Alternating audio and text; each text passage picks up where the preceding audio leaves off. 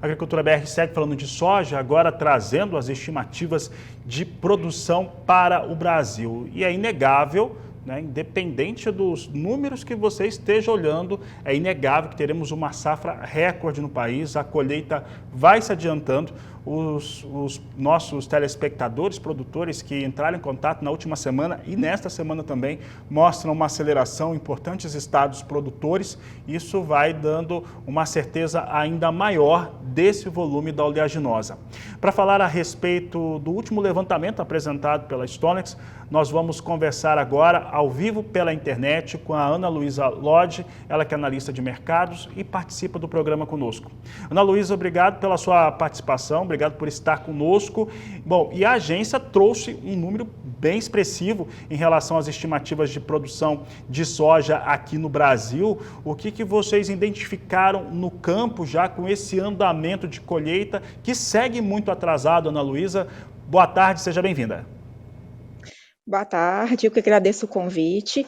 Realmente, né, apesar dos atrasos que a gente está vendo nesse ciclo da soja, a gente elevou um pouco a nossa estimativa de safra para a média nacional, ficando em 154,7 milhões de toneladas, mesmo com as perdas de safra no Rio Grande do Sul. Nesse nosso último levantamento, a gente teve, sim, ajustes negativos para o Rio Grande do Sul, por causa do clima seco e quente que afetou as lavouras do estado, mas mesmo com a queda no Rio Grande do Sul, outros estados, principalmente aí do Centro-Oeste, destaque para Mato Grosso, estados também da região do Mato Piba, estão com perspectivas muito positivas para a soja, com produtividades muito elevadas, em muitos casos recordes, e que estão compensando aí essas perdas no Rio Grande do Sul. Então, se não fossem as perdas no Sul, a gente poderia ter uma safra ainda maior de soja esse ano, porque realmente as condições em outros estados estão muito boas. Ana Luísa, esse recorde ele também traz uma expectativa e os últimos dados que a gente viu do Departamento de Agricultura dos Estados Unidos, principalmente, mostram uma expectativa de embarques ainda mais elevados para o Brasil, tanto para a soja quanto para o milho, mas focando bastante na soja, aqueles dados que foram apresentados, principalmente pelo USDA, são viáveis ou vão se tornando cada vez mais viáveis para ter esse embarque? Sim, são viáveis, né? O Brasil já é o maior exportador de soja há bastante tempo e, como a produção de soja ela é muito concentrada, acaba que o Brasil continua com esse protagonismo e deve continuar. Uma produção maior aqui abre espaço para a gente exportar aí mais de 90 milhões de toneladas de soja, abastecendo as necessidades de outros países ao redor do mundo e principalmente a China, que é o maior importador mundial de soja. Tá certo, Ana Luísa, nós temos algumas questões.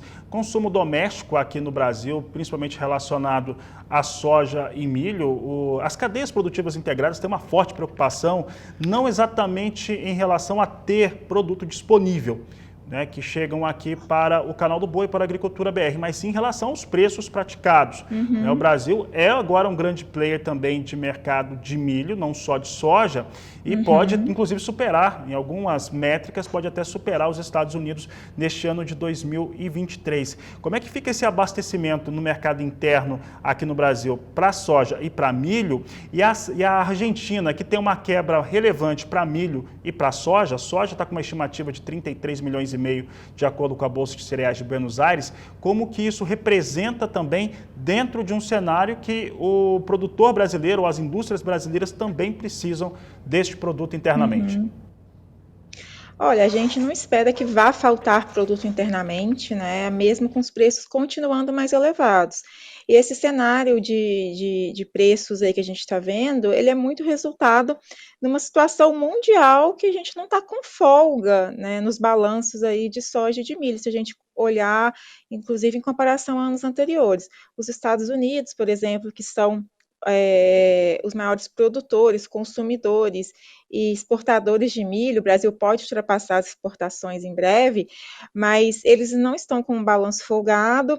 A gente tem o conflito na Ucrânia que afeta as commodities agrícolas, o consumo ele é crescente no mundo como um todo, né? A economia avança, a população vai mudando hábitos alimentares, consumindo mais proteína, então a gente realmente não está com uma situação folgada no mundo. Mas no Brasil, a nossa oferta ela deve garantir o nosso abastecimento interno e exportações também muito elevadas, mas realmente os preços, né, eles estão aí nesses níveis aí mais sustentados, porque a situação mundial ela não é tranquila, ela não é uma situação aí de oferta aí muito grande em relação ao consumo.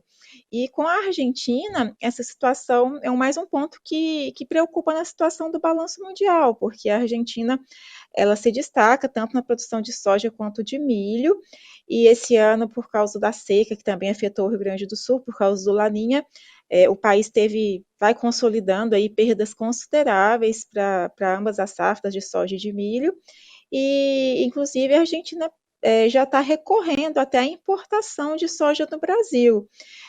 Então a gente deve continuar aí, a perspectiva por enquanto é de manutenção de um balanço de oferta e demanda mundial de soja e de milho mais restrito, aí, mais ajustado por causa desses problemas de safra e também porque a demanda continua aumentando de forma global. Ana Luísa, para encerrarmos aqui a nossa entrevista, tem um comentário que, volta e meia, nós temos ele aqui junto com os nossos telespectadores, de que se existir um ano para se bater recordes de produção de soja e de milho, 2023 para o Brasil foi ou é a melhor escolha, tendo em vista o cenário internacional. Você concorda com esse pensamento? Sim, né, a soja já vai caminhando para consolidar esse recorde. O caso do milho a gente ainda tem dúvidas, porque é a safrinha que é responsável pela maior parte da nossa produção, e a safrinha está sendo plantada agora, né? Então a gente ainda tem dúvidas do resultado final da safrinha, mas o potencial é muito grande. E o Brasil conta aí com a vantagem de expandir a área também, enquanto outros países conseguem ampliar a produção só com crescimento de produtividade, não tem mais área disponível, o Brasil não. O Brasil, ano a ano, vem expandindo a área, e isso áreas sem contar nada de área de preservação, área de vegetação nativa, nada disso. O Brasil conta com área disponível para agricultura ainda, e isso daí que motiva esse crescimento tão forte da produção, né? Claro que a gente tem ganhos de produtividade todo ano também, mas aliados aos ganhos de área, propicia aí esse crescimento tão grande na produção de grãos aqui no Brasil. No caso do milho, a gente precisa guardar um pouco mais, porque é a safrinha que vai definir o tamanho da safra.